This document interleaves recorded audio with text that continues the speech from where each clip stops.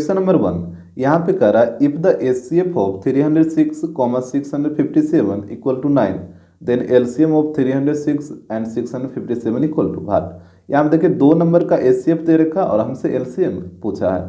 तो यहाँ पे एक नंबर को मान लीजिए फर्स्ट नंबर, तो फर्स्ट नंबर मान लेते हैं 306 और सेकेंड नंबर, दूसरा नंबर को मान लीजिए सेकेंड नंबर और सेकेंड नंबर हो जाएगा 657। यहाँ पे दोनों नंबर का एचसीएफ दे रखा है 9 और हमसे बोला कि एलसीएम क्या होगा।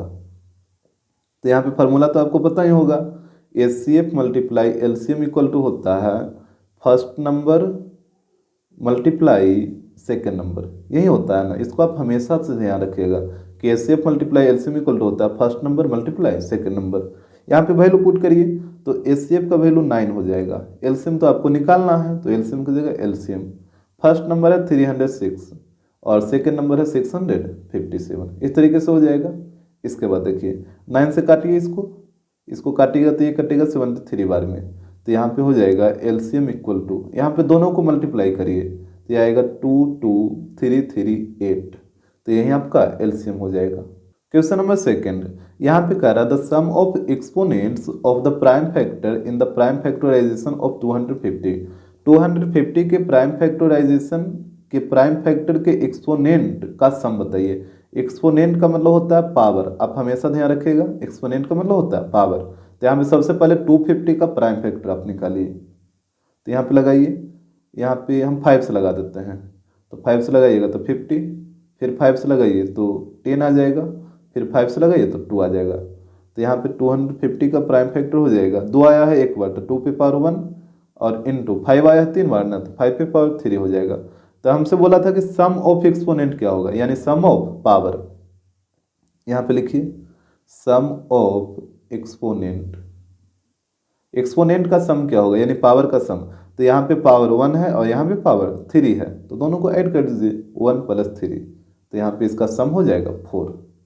क्वेश्चन नंबर 3 यहाँ पे कह रहा है if the prime factorization of a natural number n is 2 पे पावर 4 इंटू 3 पे पावर 4 इंटू 5 पे पावर 3 इंटू 7। एक नेचुरल नंबर n है और इसका प्राइम फैक्टराइजेशन ये दे रखा है। करा then the number of consecutive zero in n is, तो इस नंबर में कुल कितना जीरो आएगा। जैसे इसको पूरा आप सोल्व करिएगा तो इसके अंत में कुल कितना जीरो आएगा जो आपसे पूछा है। तो यहाँ पे देखिए ये n इक्वल टू दे रखा है, ये दे रखा है 2 पे पावर 4 इंटू 3 पे पावर 4 इंटू 5 पे पावर 3 इंटू 7, यही दे रखा है ना।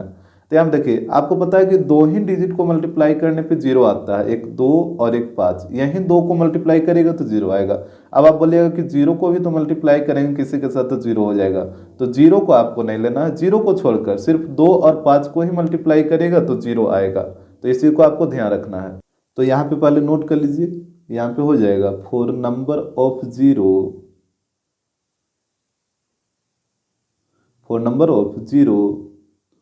we should take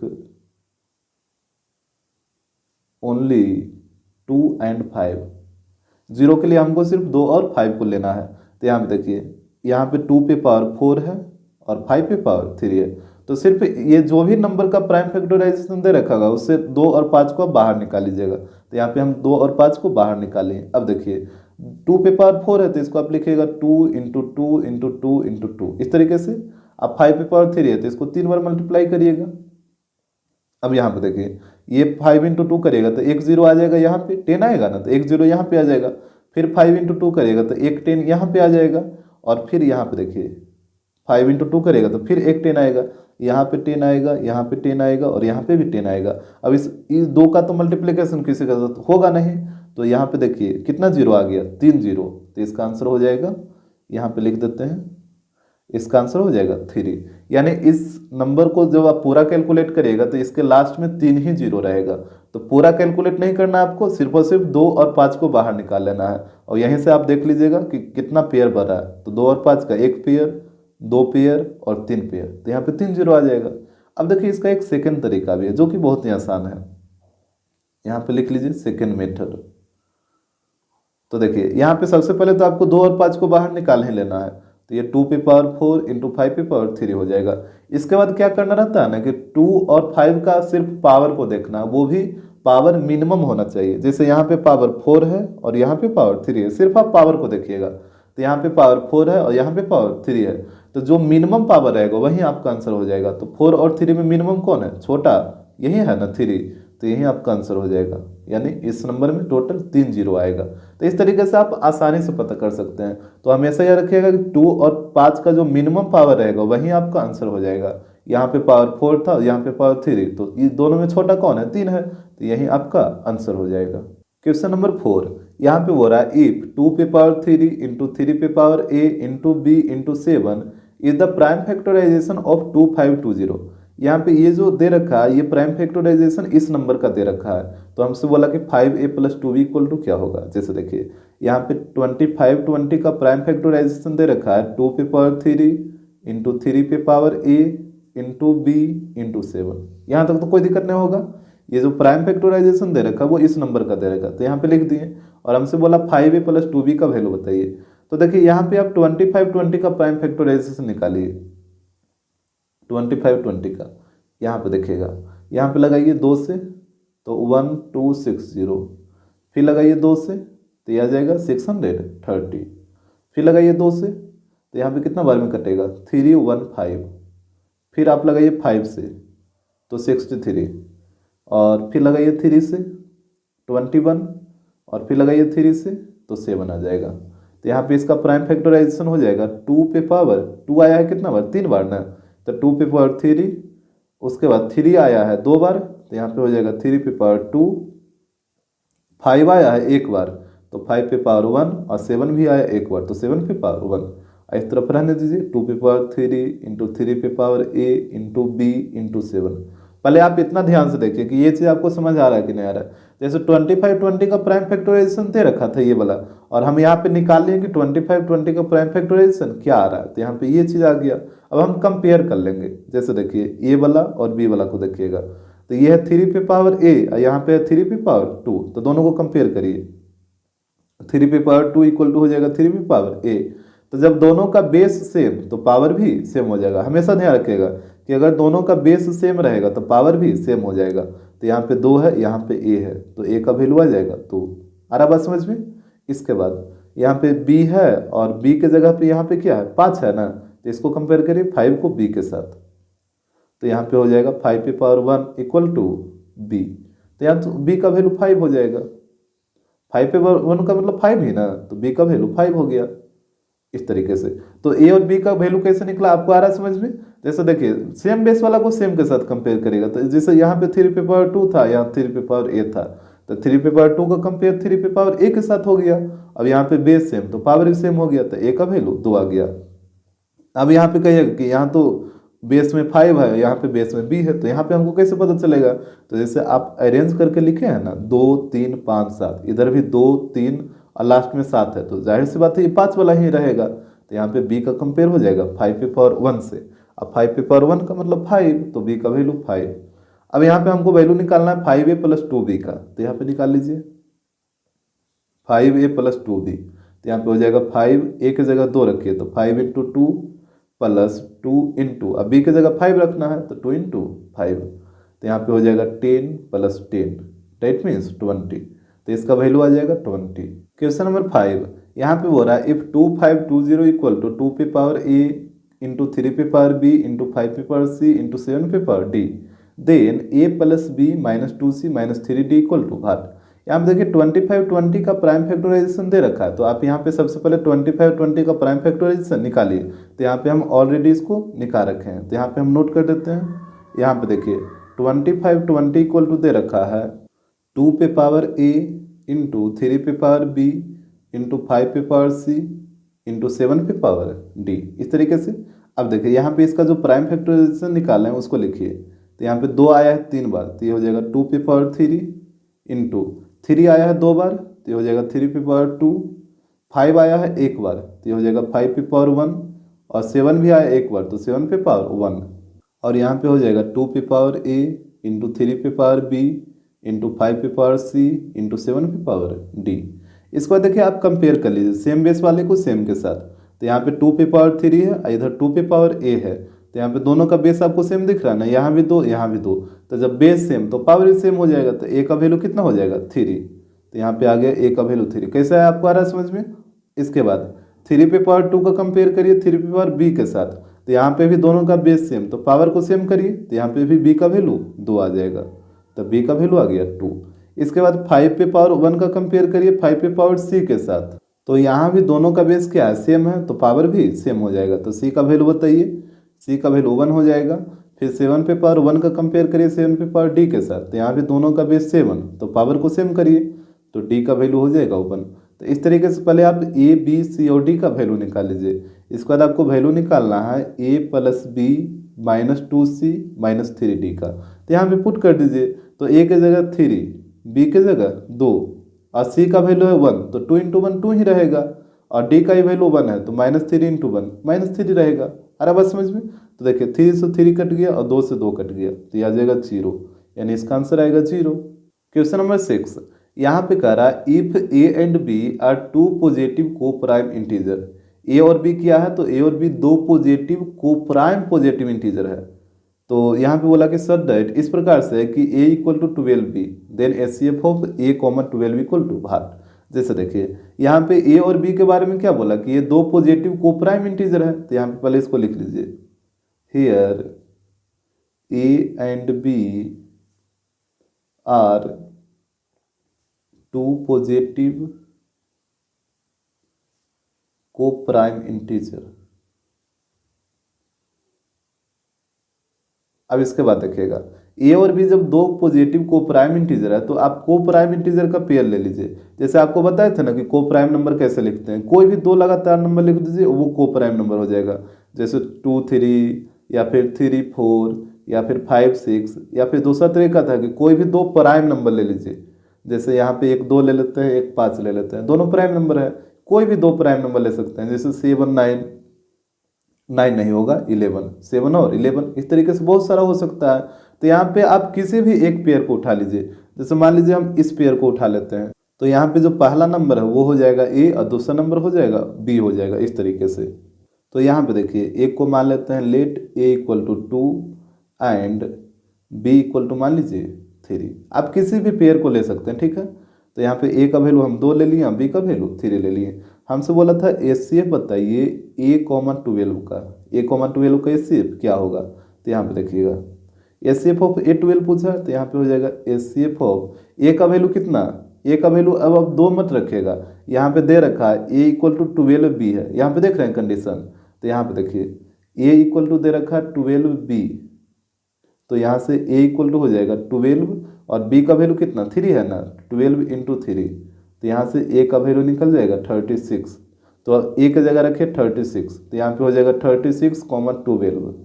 तो यहाँ पे जब HCF निकालेगा दोनों नंबर का, तो ये 12 आ जाएगा, तो आपका आंसर 12 हो जाएगा। तो आप किसी भी पेयर को लीजिएगा ना, तो आपका HCF 12 ही आएगा जब आप इस तरीके से सोल्व करिएगा।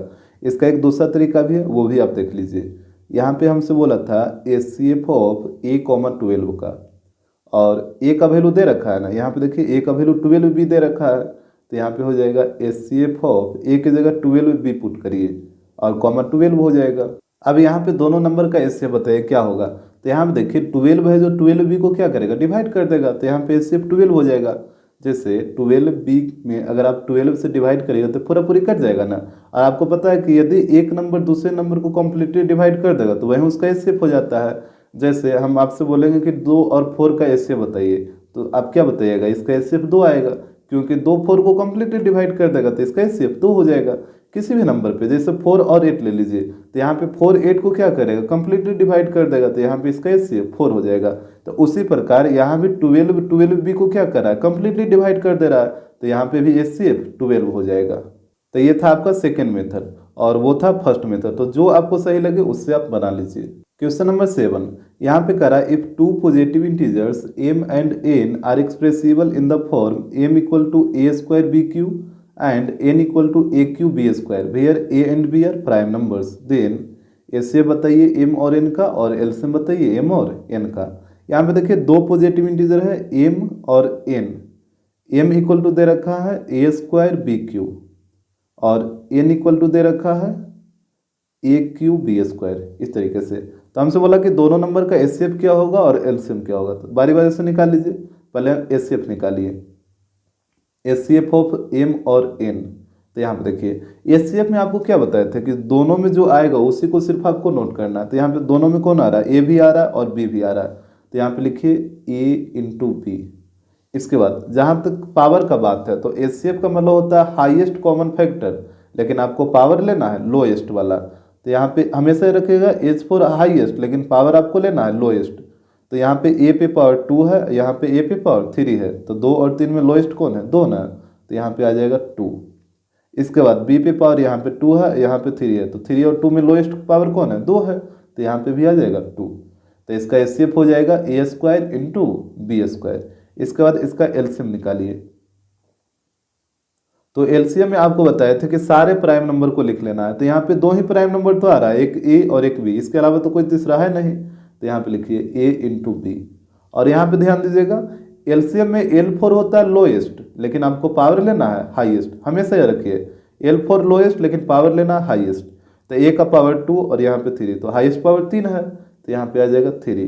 बी पे यहाँ पे पावर 2 है, यहाँ पे 3 है, तो हाईएस्ट पावर 3 है, तो यहाँ पे भी आ जाएगा 3। तो एलसीएम आ जाएगा ए क्यू बी क्यू और एचसीएफ आ जाएगा a square b square. Question number 8 यहाँ पे कह रहा if the HCF and LCM of two positive integers a and B are x and y respectively. यहाँ पे 2 पॉजिटिव इंटीजर ए और बी है और इसका एचसीएफ दे रखा है एक्स और एलसीएम दे रखा है वाई। तो हमसे बोला then x square into y square upon a square into b square का वैल्यू क्या होगा। तो जैसे देखिए 2 पॉजिटिव इंटीजर है ए और बी, इसका एचसीएफ दे रखा है एक्स, फिर यहीं 2 पॉजिटिव इंटीजर ए और बी का एलसीएम दे रखा है वाई। तो यहाँ पे इसको नोट कर लीजिए। तो हमसे बोला कि इसका वैल्यू क्या होगा। तो यहाँ पे देखिए पहले आप ये बताइए कि HCF multiply LCM equal to क्या होता है, first number multiply second number, यही होता है ना। तो यहाँ पे देखिए एचसीएफ का वैल्यू एक्स दे रखा है, तो यहाँ पे हो जाएगा एक्स। एलसीएम का वैल्यू बाई दे रखा है, तो यहाँ पे हो जाएगा बाई, और फर्स्ट नंबर ए और सेकंड नंबर बी हो जाएगा, तो यहाँ पे हो जाएगा ए इंटू बी। आ रहा बात समझ में। तो यहाँ पे x into y equal to हो जाएगा ए बी। यहाँ तक तो कोई दिक्कत वाला बात नहीं होगा। इसके बाद देखिए हमसे यहाँ पे वैल्यू पूछा था x square y square upon a square b square का। तो क्या आप इसको ऐसे नहीं लिख सकते हैं एक्स वाई का होल स्क्वायर और नीचे में हो जाएगा ए बी का होल स्क्वायर, बिल्कुल लिख सकते हैं आप। अब एक्स वाई का वैल्यू कितना है, ए बी है ना, तो एक्स वाई की जगह आप ए बी पुट कर दीजिए। तो यहाँ पे हो जाएगा ए बी का होल स्क्वायर अपॉन नीचे तो वही रहेगा ए बी का होल स्क्वायर, ये कट जाएगा 1 बार में, तो यहाँ पे इसका आंसर आ जाएगा 1। क्वेश्चन नंबर 9 यहाँ पे कह रहा the ratio between the HCF and LCM of 5, 15 and 20 is. ये 3 नंबर दे रखा है 5, 15 एंड 20। ये तीनों नंबर के एचसीएफ और एलसीएम का रेशियो क्या होगा। तो यहाँ पे देखिए एक नंबर है 5, दूसरा नंबर है 15 और तीसरा नंबर है 20। तो सबसे पहले तीनों नंबर का प्राइम फैक्टर निकालिए। तो 5 का तो 5 ही रहेगा, 15 का 5 इंटू 3 और 20 का क्या हो जाएगा, तो 20 का हो जाएगा 5 इंटू 2 का स्क्वायर, यही ना होगा 20 का।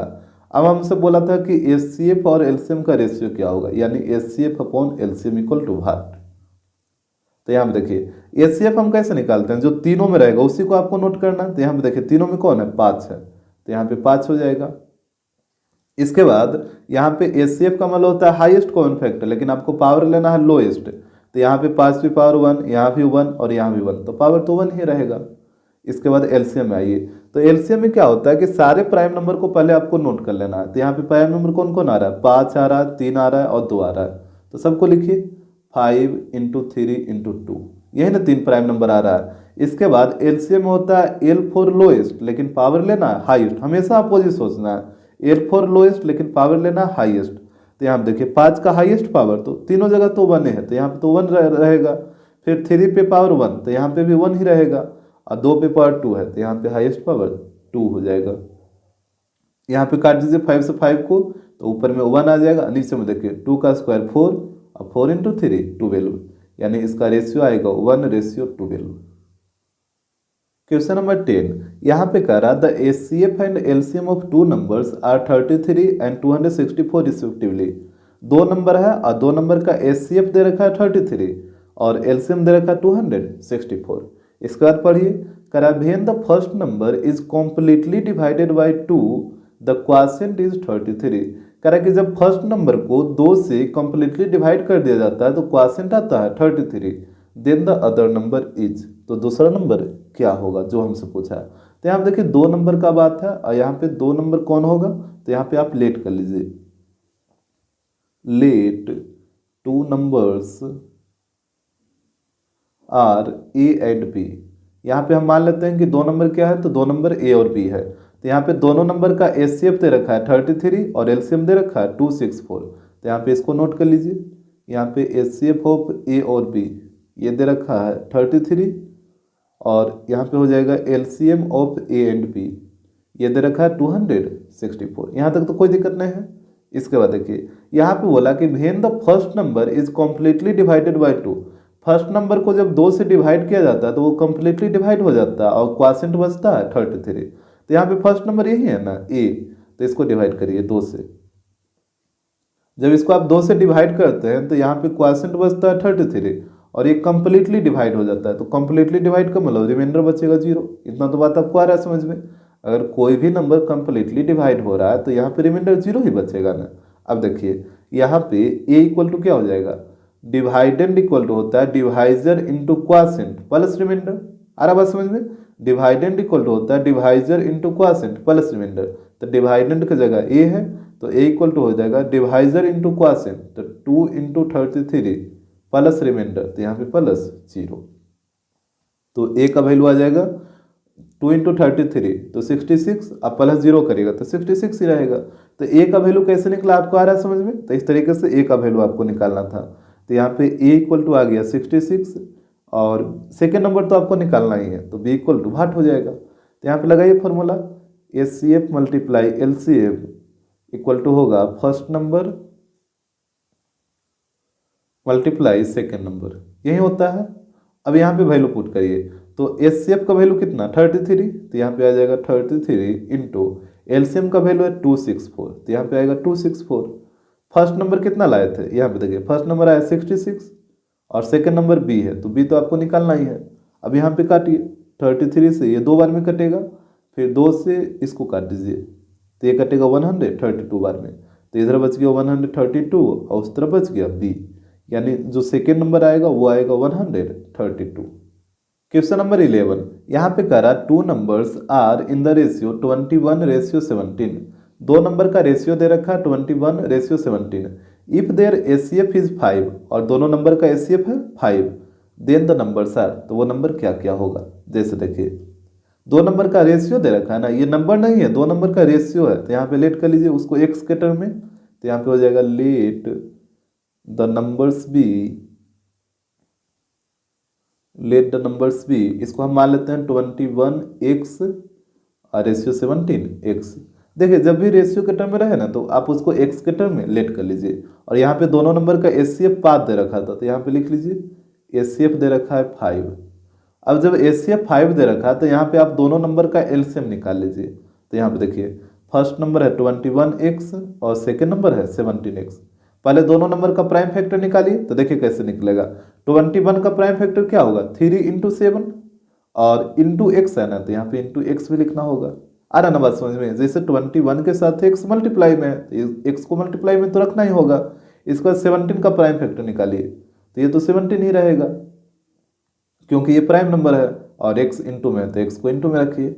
अब हमको एलसीएम निकालना है, तो एलसीएम में क्या होता है कि सारे प्राइम फैक्टर को नोट करना पड़ेगा। तो यहाँ पे देखिए कौन कौन प्राइम नंबर आ रहा है, तो एक आ रहा है 3, फिर 7 और 17 आ रहा और एक एक्स है, तो एक्स को भी लिखना होगा। आ रहा बात समझ में। एलसीएम में सारे प्राइम नंबर को आपको नोट कर लेना। तो यहाँ पे 3 है, 7 है, 17 है और एक्स है, तो यही सब है।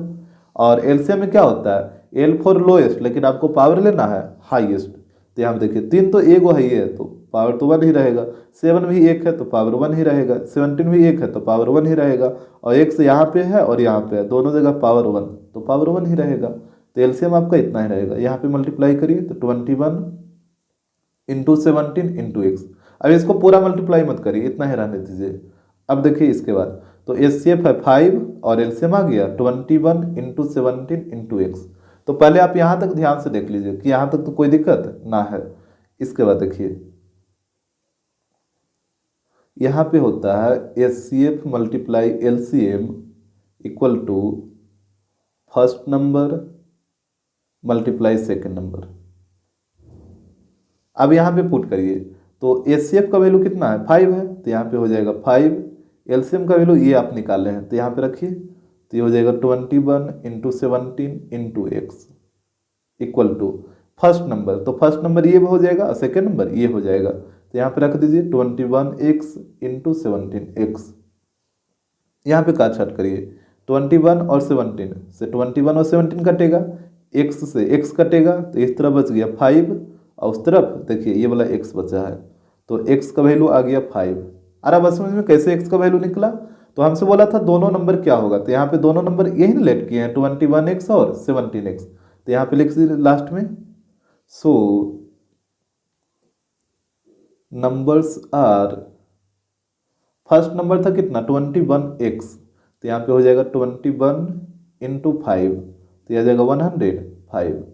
इसके बाद सेकेंड नंबर था 17x, तो यहाँ पे हो जाएगा 17 इंटू 5, तो यहाँ पे मल्टीप्लाई करेगा तो ये हो जाएगा 85।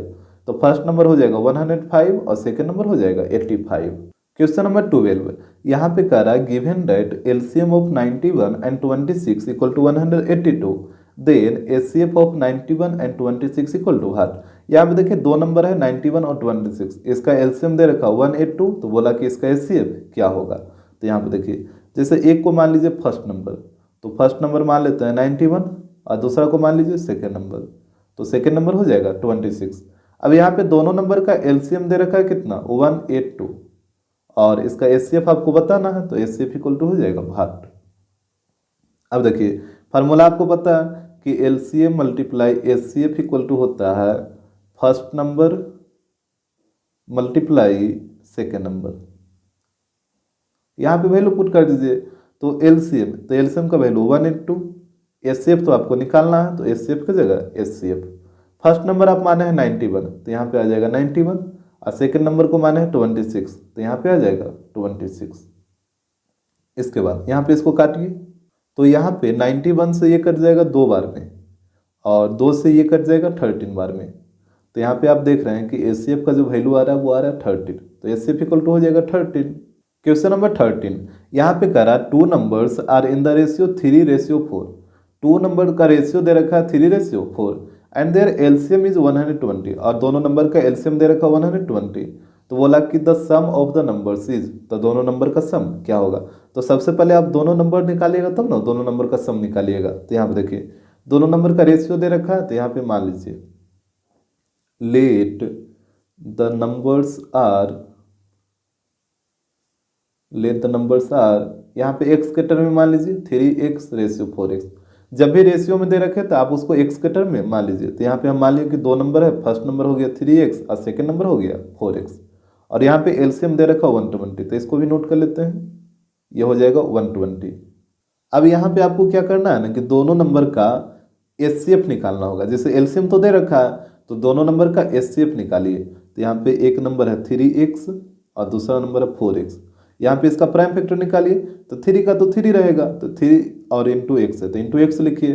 4 को आप लिखिएगा 2 इंटू 2 और इंटू एक्स है तो इंटू एक्स आ जाएगा। इतना तो बात आ रहा है आपको समझ में। इसके बाद HCF निकाल लीजिए, तो HCF क्या होता है जो दोनों में रहेगा, तो यहाँ पे दोनों में कौन है, यहाँ पे 3 भी नहीं है, 2 भी नहीं है, एक्स है, एक्स दोनों में है, तो यहाँ पे एक्स आ जाएगा। और HCF का मतलब होता है हाईएस्ट कॉमन फैक्टर, लेकिन आपको पावर लेना है लोएस्ट, तो यहाँ पे x की पावर 1, यहाँ भी x की पावर 1, तो पावर तो 1 ही रहेगा, तो HCF आ गया x और यहाँ पे LCM है 120। अब यहाँ पे देखिएगा, तो यहाँ पे हो जाएगा HCF multiply LCM equal to first number multiply second number. तो यहाँ पे वैल्यू पुट करिए, तो HCF का वैल्यू यहाँ पे देखिए x आया है तो x हो जाएगा, और LCM का वैल्यू यहाँ पे दे रखा था 120, तो यहाँ पे आ जाएगा 120। First number into second number, तो ये हो जाएगा आपका फर्स्ट नंबर और ये हो जाएगा सेकेंड नंबर, तो यहाँ पे रख दीजिए, तो ये हो जाएगा 3x इंटू 4x। इतना तो बात आपको आ रहा है समझ में। इसके बाद देखिए x से x कटेगा और यहाँ पे इसको काटिए, जैसे 4 तिया 12 और 12 से ये 12 कट जाएगा और यहाँ पे 1 0 बच रहा है, मतलब ये 10 बार में कटा है। तो यहाँ पे इधर हो जाएगा 10, इधर हो जाएगा x, तो x का वैल्यू आएगा 10। और अगर यहाँ पे आपको कैसे काटे जो समझ नहीं आ रहा तो आप खुद से काटिए, आपको ज़्यादा क्लियर रहेगा। तो x का वैल्यू आ गया 10। अब यहाँ पे हम नंबर निकाल लेते हैं, तो यहाँ पे हो जाएगा सो द नंबर्स आर, तो यहाँ पे नंबर्स आप क्या क्या लेट किए थे, 3x और 4x, तो जो फर्स्ट नंबर था वो था 3x, तो यहाँ पे हो जाएगा 3 इंटू एक्स का वैल्यू 10 आया, तो 3 इंटू 10 डेट मीन्स 30। और सेकेंड नंबर था 4x, तो ये हो जाएगा 4 इंटू 10, तो यहाँ पे आ जाएगा 40। हमसे बोला था दोनों नंबर का सम बताइए, तो यहाँ पे सम कर दीजिए, तो ये हो जाएगा 30 प्लस 40, तो यहाँ पे दोनों को ऐड करिएगा तो ये आ जाएगा 70। क्वेश्चन नंबर 14, यहाँ पे करा the LCM of 2x, 5x, 7x and 7x is, यहाँ पे 4 नंबर दिया है, चारों का एलसीएम हमसे पूछा है। तो यहाँ पे चारों नंबर का सबसे पहले आप प्राइम फैक्टर निकाल लीजिए, तो 2x, 5x, 7x और एक नंबर है 7x, तो यहाँ पे सबका प्राइम फैक्टर निकालिए, तो ये हो जाएगा 2 इंटू एक्स, ये हो जाएगा 5 इंटू एक्स, ये हो जाएगा 7 इंटू एक्स और ये भी हो जाएगा 7 इंटू एक्स। इसके बाद देखिए, पहले यहाँ तक आपको कोई दिक्कत नहीं ना है प्राइम फैक्टर निकालने में। इसके बाद हमको निकालना है एलसीएम, तो एलसीएम में क्या होता है कि सारे प्राइम फैक्टर को नोट करना है, चाहे वो सब में रहे या ना रहे। तो यहाँ पे देखिए, यहाँ पे 2 आया है, 5 आया है, 7 आया है और एक x आया है, इसके अलावा तो और कोई आया नहीं है। उसके बाद एलसीएम में L4 होता है लोएस्ट, लेकिन आपको पावर लेना है हाईएस्ट। तो यहाँ पे देखिए 2 तो एक बार ए भी किया तो पावर तो 1 ही रहेगा, 5 भी एक बार आया तो यहाँ पे भी पावर 1 रहेगा, 7 यहाँ पे भी है और यहाँ पे भी है, लेकिन दोनों जगह पावर 1 है तो यहाँ पे भी 1 रहेगा। और x देखिए सब में आया है और सब मतलब हर एक x पे पावर 1 है तो यहाँ पे भी 1 ही रहेगा। आ रहा बात समझ में? तो पावर में तो कोई चेंज होगा नहीं, तो यहाँ पे सबको मल्टीप्लाई करिए, तो मल्टीप्लाई करिएगा तो ये हो जाएगा 70x, तो यही इसका एलसीएम हो जाएगा। क्वेश्चन नंबर 15, यहाँ पे कह रहा है a positive integer m when divided by 11 gives remainder 6। एक पॉजिटिव इंटीजर m है जिसको 11 से डिवाइड करने पे रिमाइंडर कितना आता है, तो रिमाइंडर 6 आता है। इसके बाद बोला है if 4m plus 5 is divided by 11 there remainder is what. तो यदि हम 4m प्लस 5 को डिवाइड करेंगे 11 से तब रिमाइंडर कितना बचेगा। तो सबसे पहले तो आप पता करिए कि पॉजिटिव इंटीजर m कितना है, तभी ना जब आप m का वैल्यू निकाल लीजिएगा तो यहाँ पे m का वैल्यू रख के और फिर जो नंबर आएगा उसको 11 से डिवाइड कर लीजिए, अपने पता चल जाएगा कि रिमाइंडर कितना आएगा। तो यहाँ पे सबसे पहले हमको m का वैल्यू निकालना है, तो यहाँ पे देखिएगा पॉजिटिव इंटीजर m है और इसको कितना से डिवाइड करा, 11 से डिवाइड करा, तो यहाँ पे इसको आप 11 से डिवाइड करिए m को, और यहाँ पे बोला कि रिमाइंडर 6 बच रहा है। देखिए यहाँ पे तो क्वोशिएंट का कोई चर्चा नहीं किया कि क्वोशिएंट कितना बच रहा है, सिर्फ बोला कि 11 से m को डिवाइड करने पे रिमाइंडर 6 आता है।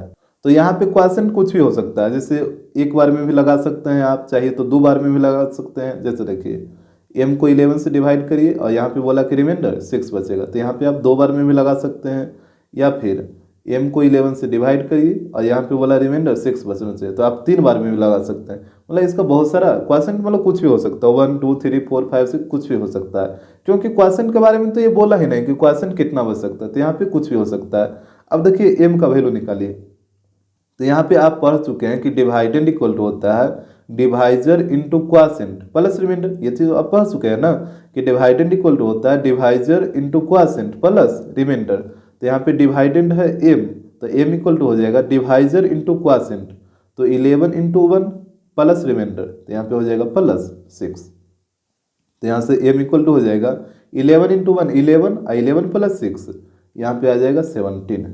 यहाँ पे देखिए m का वैल्यू क्या होगा, तो यहाँ पे वही चीज divisor into quotient plus remainder, तो यहाँ पे हो जाएगा 11 इंटू 2 प्लस 6, तो यहाँ से m इक्वल टू हो जाएगा 22 प्लस 6, तो यहाँ से 28 आ जाएगा।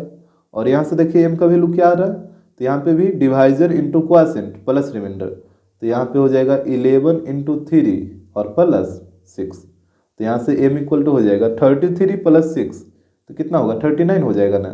तो m का यहाँ पे बहुत सारा पॉसिबल वैल्यू हो सकता है, तो यहाँ पे लिख लीजिए so possible values of m, ये 17 भी हो सकता है, 28 भी हो सकता है, 39 भी हो सकता है और भी बहुत सारा हो सकता है। यहाँ पे आप जब 11 से 17 में डिवाइड करेगा तो रिमाइंडर 6 ही बचेगा। 28 में भी डिवाइड करेगा तो रिमाइंडर 6 ही बचेगा। 2 बार में 22 तो रिमाइंडर 6 बचेगा।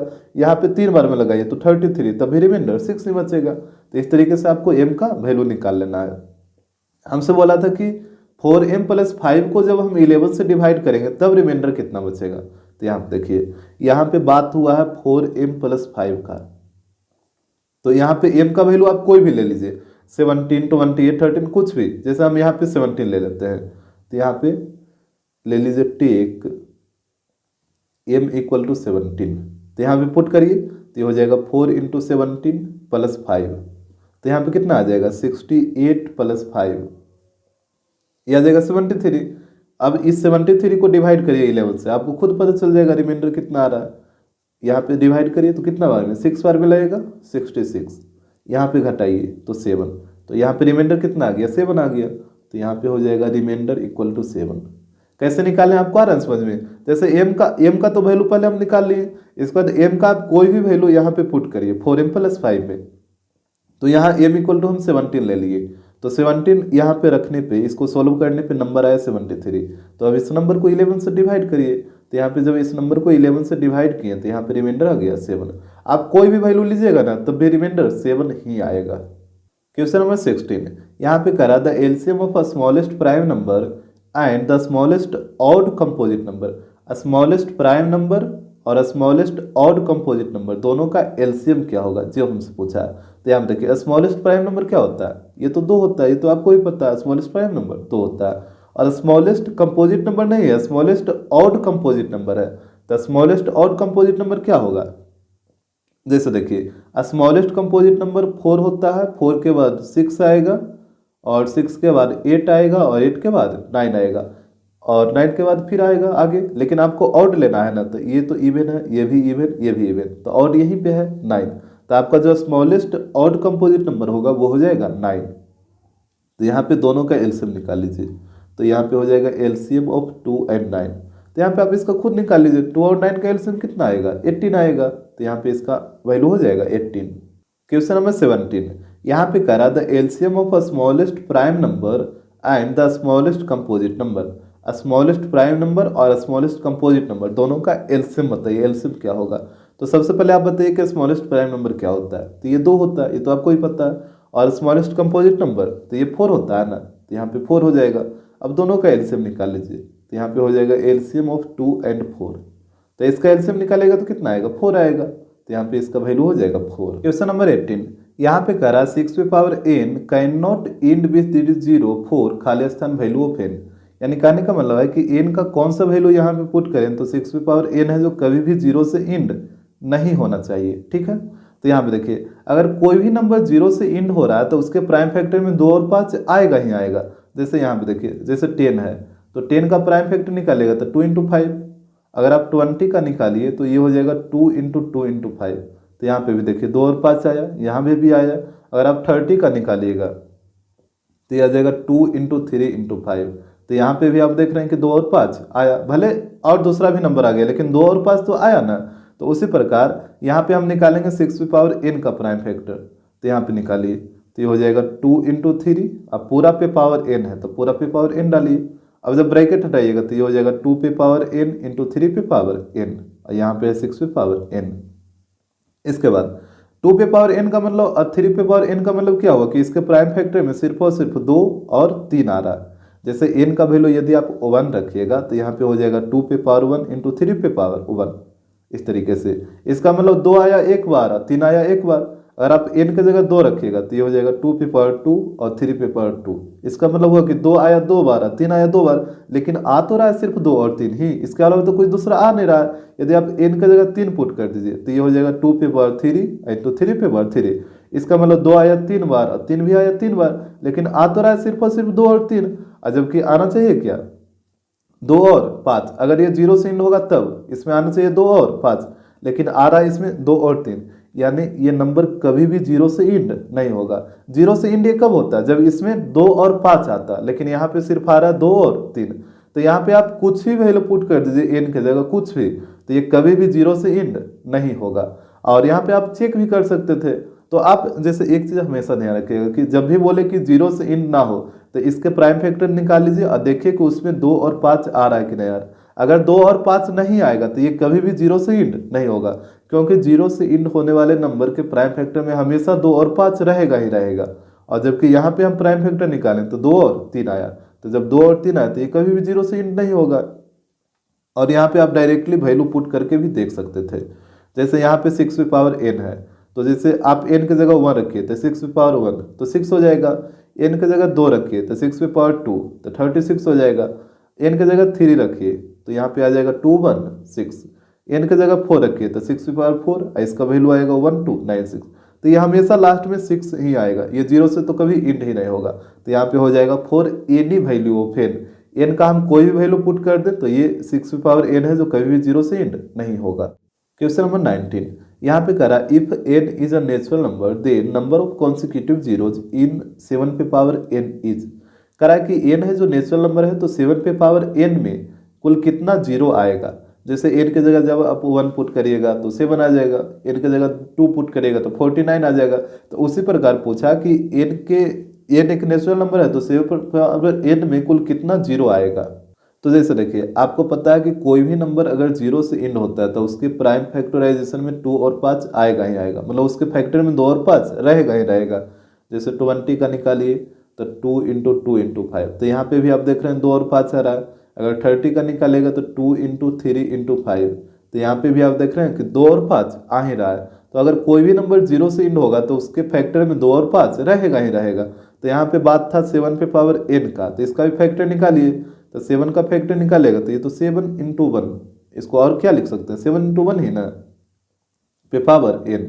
अब ब्रैकेट हटाइएगा तो n दोनों के ऊपर आ जाएगा, 7 पे पावर n × 1 पे पावर n, यानी 7 का जो फैक्टर है उसमें 7 और 1 आ रहा है। और जबकि ये 0 से इंड कब होगा, जब इसके फैक्टर में 2 और 5 आना चाहिए, जबकि यहाँ पे 7 और 1 आ रहा है। तो कभी भी ये 0 से इंड होगा, कभी भी ये 0 से इंड नहीं होगा। तो यहाँ पे बोल सकते हैं hence number of consecutive zero,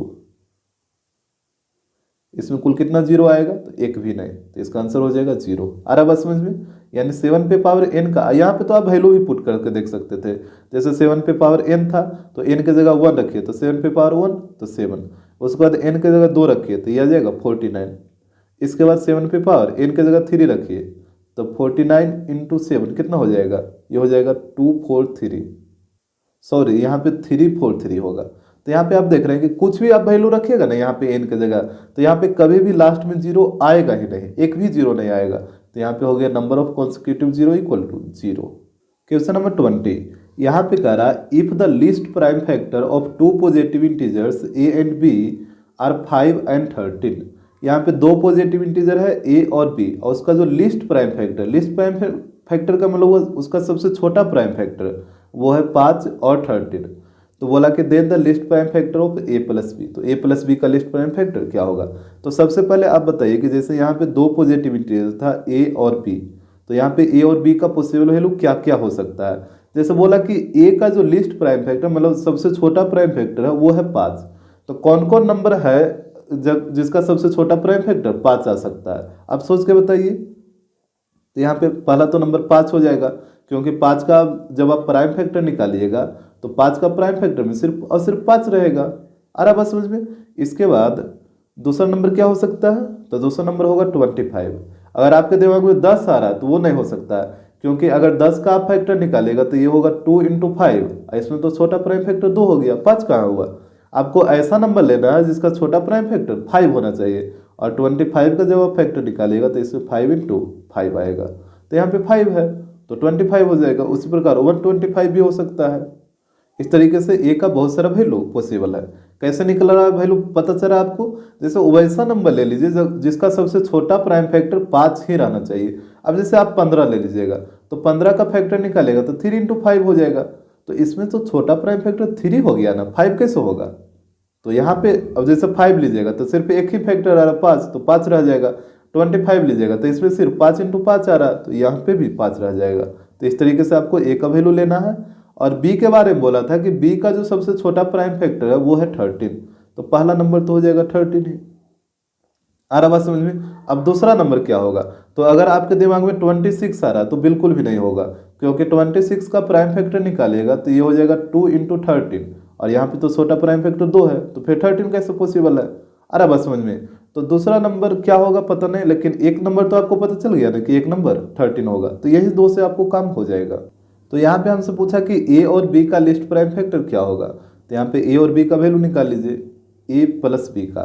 तो यहाँ पे देखिए ए का वैल्यू कुछ भी ले लीजिए और बी का वैल्यू आप कुछ भी ले लीजिए। तो बी का तो ए को वैल्यू आप निकाले हैं, तो ए का वैल्यू आप कुछ भी ले सकते हैं। जैसे ए का वैल्यू 5 ले लेते हैं और बी का वैल्यू 30 ले लेते हैं, तो दोनों को ऐड करिएगा तो 18 आ जाएगा। और 18 का छोटा प्राइम फैक्टर क्या होगा, जैसे 18 का प्राइम फैक्टर निकालेगा तो 2 इंटू 3 का स्क्वायर हो जाएगा। तो यहाँ पे छोटा प्राइम फैक्टर 2 है, तो इसका आंसर हो जाएगा 2। आ रहा बस समझ में। जैसे आप कोई भी नंबर ले लीजिए, जैसे ए प्लस बी था, हम ए की जगह ले लेते हैं 25, तो यहाँ पे हो जाएगा 25 और बी की जगह 13। यहाँ पे जब ऐड करेगा तो ये आएगा 38। इसका जब प्राइम फैक्टर आप निकालेगा तो 2 इंटू 19, तो यहाँ पे भी छोटा प्राइम फैक्टर क्या है, 2 है, तो यहाँ पे भी इसका आंसर 2 हो जाएगा। तो यहाँ पे आप बोल सकते हैं कि ए प्लस बी का जो सबसे छोटा प्राइम फैक्टर आएगा वो आएगा 2, तो यहाँ पे भर आ जाएगा 2। आ रहा है बात समझ में कि कैसे ये 2 आया, ये आपको क्लियर हो गया होगा।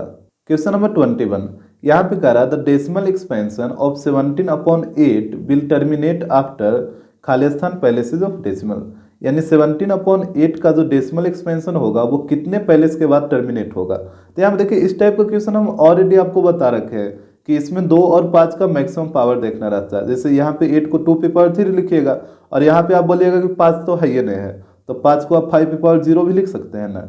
तो यहाँ पे 2 और 5 के मैक्सिमम पावर देखिएगा, तो यहाँ पे पावर 3 है और यहाँ पे पावर 2 है, तो यहाँ पे मैक्सिमम कौन है, 3 है। तो यहाँ पे इसका आंसर हो जाएगा आफ्टर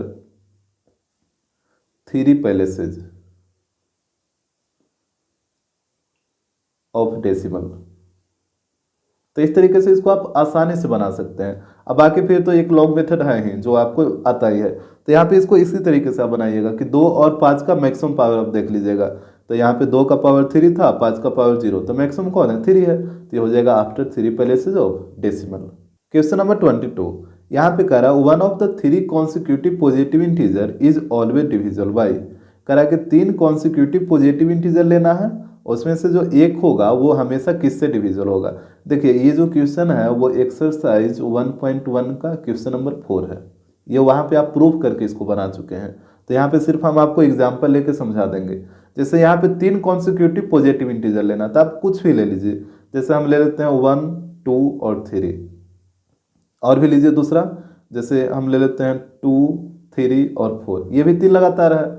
और भी आप ले सकते हैं जैसे 5, 6, 7, इस तरीके से कुछ भी ले लीजिए 3 लगातार। तो इसमें बोला कि ये तीनों में से जो एक नंबर होगा वो किससे हमेशा डिविजिबल होगा। तो जैसे देखिए अगर आप इसको 3 से डिवाइड करिए तो यहाँ पे 3 से एक नंबर हमेशा डिविजिबल है, जैसे 3 है ना डिविजिबल।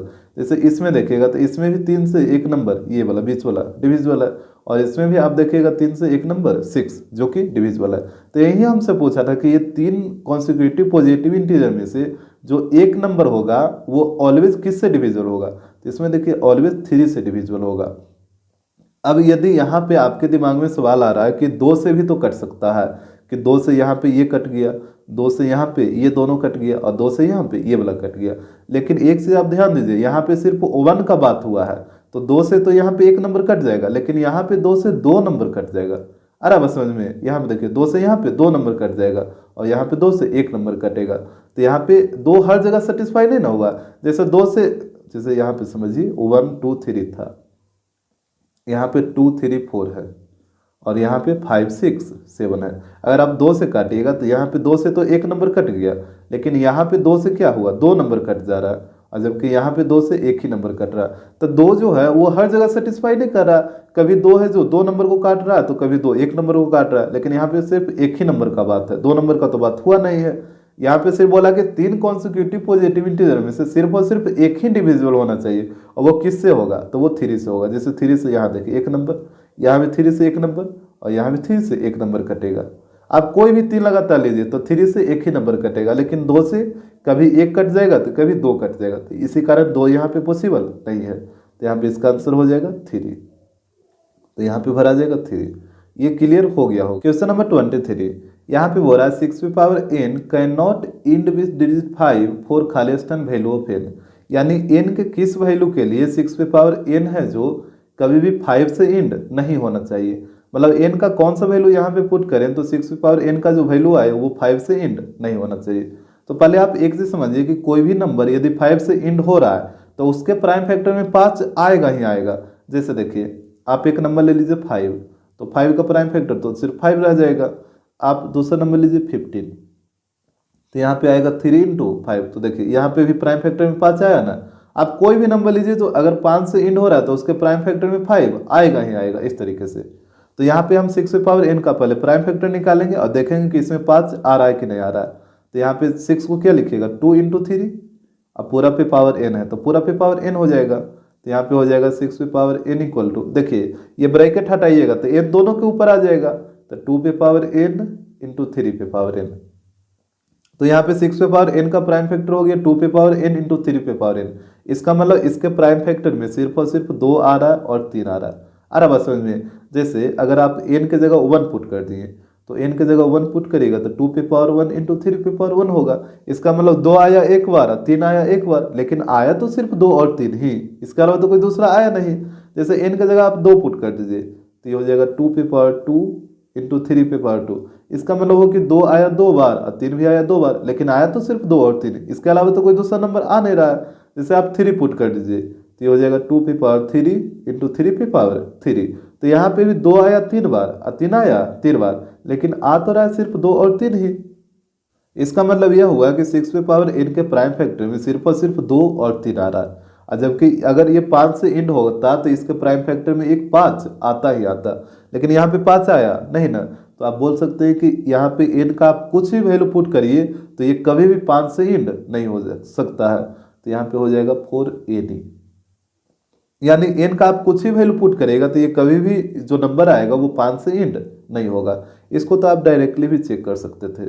तो यहाँ पे आप ध्यान रखिएगा कि जब भी बोले कि 5 से इंड नहीं होना चाहिए तो आप इसका प्राइम फैक्टर निकालिए और देखिए कि उसके प्राइम फैक्टर में 5 आ रहा है कि नहीं आ रहा है। अगर इसके प्राइम फैक्टर में 5 नहीं आ रहा तो ये कभी भी 5 से इंड नहीं होगा, क्योंकि 5 से इंड होने वाले नंबर के प्राइम फैक्टर में 5 रहेगा ही रहेगा। और जबकि इसके प्राइम फैक्टर में सिर्फ और सिर्फ 2 और 3 आया है, 5 तो आया नहीं है, तो यहाँ पे कभी भी ये 5 से इंड नहीं होगा। अब देखिए डायरेक्ट आप वैल्यू पुट करिए, जैसे n के जगह 1 पुट करिए तो ये आ जाएगा 6, n के जगह 2 पुट करिए तो ये आ जाएगा 36। इसके बाद n के जगह आप 3 पुट करिए तो ये आ जाएगा 216। अगर आप 4 पुट करिएगा तो ये आ जाएगा 1296, यानी हमेशा लास्ट में 6 ही आएगा। ये तो 5 से कभी इंड होगा ही नहीं। तो इस तरीके से आप वैल्यू पुट करके भी देख सकते हैं कि n का कौन सा वैल्यू पुट करने पे ये 5 से इंड होगा। तो कोई भी वैल्यू पुट करिए कभी भी 5 से इंड होगा ही नहीं, हमेशा ये 6 से ही इंड होगा। तो यहाँ पे इसका आंसर हो जाएगा for any value of n। Question number 24, यहाँ पे करा the value of remainder are when a positive integer a is divided by 3। जब एक पॉजिटिव इंटीजर a को 3 से डिवाइड किया जाता है तो रिमाइंडर का वैल्यू क्या क्या पॉसिबल है। जैसे देखिए यहाँ पे 3 से a को डिवाइड करना है तो यहाँ पे बोला कि रिमाइंडर जो आएगा वो रिमाइंडर क्या क्या हो सकता है। तो आपको पता है जैसे यहाँ पे b रहता था और यहाँ पे a, यहाँ पे q और यहाँ पे r। जैसे यहाँ पे आप पढ़े थे ना a बराबर होता है बी क्यू प्लस r, और जो रिमाइंडर होता है वो ग्रेटर देन इक्वल टू 0 और लेस देन b। रिमाइंडर का जो वैल्यू होता है हमेशा b से क्या होता है छोटा होता है, मतलब जिस नंबर से आप डिवाइड करें उस नंबर से रिमाइंडर का वैल्यू हमेशा छोटा आएगा। तो यहाँ पे आप डिवाइड करें 3 से तो रिमाइंडर का जो वैल्यू आएगा वो हमेशा 3 से क्या आएगा छोटा आएगा, लेकिन ग्रेटर देन इक्वल टू 0 रहेगा। तो यहाँ पे हम बोल सकते हैं remainder greater than equal to 0 but less than 3। यहाँ तक तो कोई दिक्कत नहीं होगा। तो यहाँ पे देखिए रिमाइंडर का पॉसिबल वैल्यू क्या क्या हो सकता है, 0 के इक्वल या उससे बड़ा लेकिन 3 से छोटा। तो या तो 0 होगा या 1 होगा या 2 होगा, 3 से छोटा लेना है, 3 तो आप ले सकते हैं। रिमाइंडर का यही वैल्यू होगा या तो 0 या फिर 1 या फिर 2। क्वेश्चन नंबर 25, करा 12 पे power n can not end with the digit 0 और 5 फॉर खाली स्थान वैल्यू ऑफ n। करा कि 12 पे पावर n है जो कभी भी 0 और 5 से इंड नहीं होना चाहिए n के कौन से वैल्यू के लिए। यानी यहाँ पे हम n के कौन सा वैल्यू पुट कर दे तो ये जो नंबर आएगा वो कभी भी 0 और 5 से इंड नहीं होना चाहिए। तो पहले आप एक चीज समझिए कि कोई भी नंबर यदि 0 और 5 से इंड हो रहा है तो उसके प्राइम फैक्टर में 2 और 5 आएगा ही आएगा। जैसे देखिए जैसे 0 वाला नंबर लेते हैं, जैसे 10 है तो यहाँ पे 10 में 10 का प्राइम फैक्टर क्या हो जाएगा, 2 इंटू 5 हो जाएगा। आप 20 ले लीजिए, तो 20 का प्राइम फैक्टर निकालिएगा तो 2 इंटू 2 इंटू 5 आएगा। तो यहाँ पे भी देखिए 2 और 5 आ रहा है, यहाँ पे भी 2 और 5 आ रहा है। अगर आप 30 का निकालिए तो यहाँ पे 2 इंटू 3 इंटू 5 आ जाएगा। तो यहाँ पे भी देखिए 2 और 5 आ रहा है। भले 2 और 5 के अलावा कोई दूसरा नंबर आ जाए, लेकिन अगर कोई नंबर 0 से इंड हो रहा है तो उसमें 2 और 5 रहेगा ही रहेगा। अब देखिए अगर कोई नंबर 5 से इंड होगा, जैसे यहाँ पे हम ले लेते हैं 15, तो इसका प्राइम फैक्टर निकालेगा तो 3 इंटू 5 आएगा। तो इसमें देखिए 5 आ रहा है ना। 5 से अगर कोई नंबर इंड होगा तो उसके प्राइम फैक्टर में 5 आएगा ही आएगा। जैसे 25 ले लीजिए, तो ये 5 इंटू 5 बिल्कुल आ रहा है। तो इस तरीके से आप देखें कि अगर कोई भी नंबर 0 और 5 से इंड होगा तो उसके प्राइम फैक्टर में 2 और 5 आना चाहिए। तो यहाँ पे नंबर दे रखा है 12 की पावर n, तो इसका निकालिए प्राइम फैक्टर। तो 12 पे पावर n का प्राइम फैक्टर निकालिए। तो कैसे निकालिएगा, 12 को कैसे लिखिएगा, 12 को आप लिखिएगा 2 पे पावर 2 इंटू 3, इस तरीके से लिखिएगा। यहाँ तक तो कोई दिक्कत नहीं होगा। जैसे यहाँ पे निकालिए 12 का 2 से 6 बार में, फिर 2 से 3 बार में, तो 2 का स्क्वायर इंटू 3 लिखिएगा ना। इसके बाद ये पावर को हटाइए तो n दोनों के ऊपर आ जाएगा। तो यहाँ पे हो जाएगा 2 पे पावर 2n इंटू 3 पे पावर n, यहाँ पे हो जाएगा 12 पे पावर n इक्वल टू। इसका मतलब ये हुआ कि 12 पे पावर n के प्राइम फैक्टर में सिर्फ और सिर्फ 2 आ रहा है और 3 आ रहा है। जैसे n का वैल्यू अगर आप 1 रखिएगा तो 2 पे पावर 2 इंटू 3 पे पावर 1 हो जाएगा, मतलब 2 आया 2 बार, 3 आया 1 बार। अगर n का वैल्यू आप 2 रखिएगा तो 2 पे पावर 4 3 पे पावर 2 हो जाएगा, यानी 2 आया 4 बार और ये 3 आया 2 बार। लेकिन आ तो रहा है सिर्फ 2 और 3 ही, आ तो रहा है सिर्फ 2 और 3 ही ना, जबकि यहाँ पे आना चाहिए 2 और 5। 2 और 5 नहीं, 2 और 5 या फिर सिर्फ और सिर्फ 5, यानी कहने का मतलब 5 तो रहना ही चाहिए, 5 तो हर हाल में रहना ही चाहिए। लेकिन यहाँ पे तो 5 है नहीं, तो यहाँ पे आप n का कोई भी वैल्यू रख दीजिए, ये कभी भी 0 से इंड नहीं होगा। तो यहाँ पे हो जाएगा 4n।